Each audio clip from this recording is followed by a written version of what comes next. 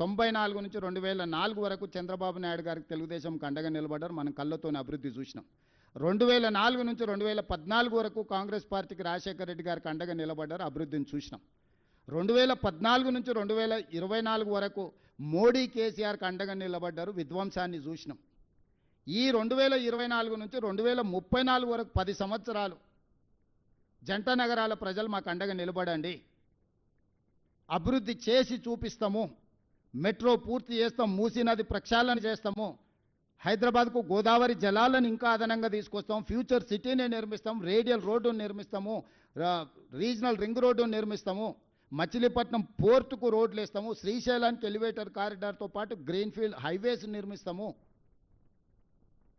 ప్రపంచంలోనే అత్యధికంగా global capability సెంటర్స్ని ఇక్కడికి తీసుకొచ్చి పెడతాము, డేటా సెంటర్స్ని ఇక్కడికి తీసుకొచ్చి పెడతాము, ఫార్మాలో పెట్టుబడులు తీసుకొస్తాం, పరిశ్రమలు తీసుకొస్తాము, ఈవీ వెహికల్స్ ఆటోమొబైల్ ఇండస్ట్రీని హైదరాబాద్ నగరానికి తీసుకొస్తాము, శాంతి భద్రతలను కాపాడతాము, గంజాయి డ్రగ్స్ను తొక్కి నారదీస్తాము. ఇవాళ మనం ఎంత కష్టపడ్డా మన పిల్లలు స్కూల్కి పోయి గంజాయి చాక్లెట్లు తినే పరిస్థితి వచ్చిందంటే ఎంత ఆందోళనకరమైన పరిస్థితి ఉంది నగరంలో. చెరువులు కబ్జా పెట్టుకొని, నాలాలు కబ్జా పెట్టుకుంటే ఆ నీళ్లు మనం జీవితాంతం కష్టపడ్డ వస్తువులన్నీ కూడా నీట మునిగిపోతే ఆ దుఃఖం ఏందో చూడండి.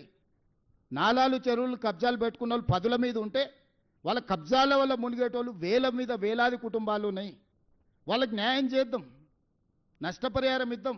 చెరువులు ఆక్రమించుకున్న వాళ్ళు లేకపోతే నాలాలు ఆక్రమించుకున్న వాళ్ళు పేదోళ్ళు ఉంటే, బలిసినోడు ఉంటే పగులుతుంది, పేదోడు ఉంటే ఆదుకుందాం.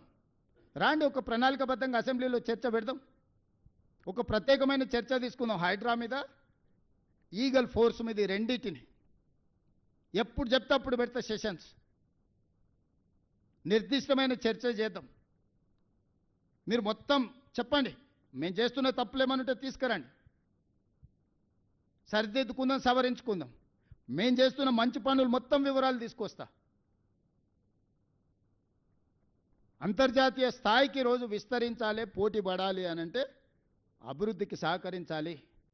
ఇప్పటి వరకు కౌన్సిలరు, కార్పొరేటర్లు, ఎమ్మెల్యేలు, ఎమ్మెల్సీలు, ఎంపీలు, రాష్ట్రం, కేంద్రం బీజేపీ బీఆర్ఎస్కే ఇచ్చారు. ఈ ఒక్కసారి మాకు అవకాశం ఇవ్వండి. నవీన్ యాదవ్ యువకుడు, ఆ పిల్లగాడు అక్కడనే పుట్టిండు, అక్కడనే పెరిగిండు. ఆ పిల్లగాడిని రౌడీ రౌడీ అని మాట్లాడుతారు. ఎవడా దీపావళి పండుగ రోజు గంజాయి కొట్టేటోడు రౌడీ అవుతాడా? గల్లీల పేదోళ్ళకి అండగా నిలబట్టోడు రౌడీ అవుతాడా?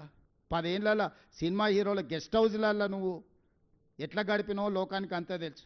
ఎప్పుడైనా సినిమా కార్మికుల గురించి ఏ రోజు అని పిలిచి మాట్లాడినవా?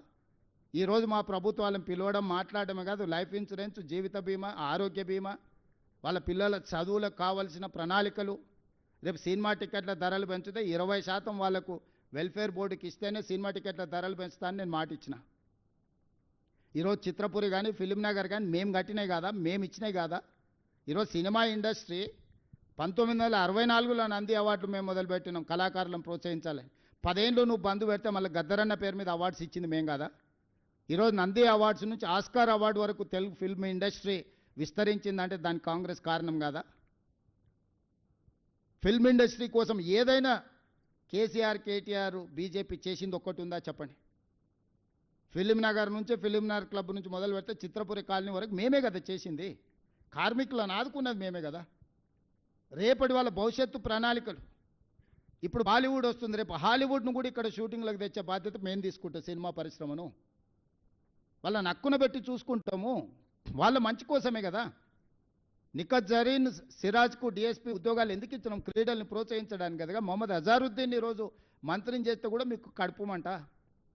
మా మంత్రివర్గంలో మా నాయకుడు ప్రజల కోసం ప్రాతినిధ్యం ఇస్తే మీకెందుకు దుఃఖము? నాకు అసలు అర్థమే కాలే. అసలు ఏంది వీళ్ళ ఆలోచన? భావదారిద్ర్యం ఏంది? దరిద్రపు కొట్టు ఆలోచనలు ఏంది? దుఃఖమేంది వీళ్ళది? మీ సమస్యలు కూడా పెండింగ్ ఉంటే నేను వచ్చినాకనే పరిష్కరించిన. మీకు నష్టం కోర్టు తీర్పు వల్ల జరిగింది. కానీ మీకు రాజశేఖర రెడ్డి గారు ఇచ్చిపోయిన ఇండ్ల పట్టాలు 10 ఏళ్ళు ఇవ్వకుండా పక్కన పెడితే నేనే కదా మీకు అందరికీ, మీ అందరితో భోజనం చేసి మీ అందరినీ మంచి చేయాలని ఒక అడుగు ముందుకు వేసినాం కదా. రేపు భవిష్యత్తులో కూడా మీకోసం ఏదైనా మంచి చేయాలని, ఎట్లా దాని నుంచి బయటపడాలని చూస్తున్నాం కదా. మీ మంచి కోసం కూడా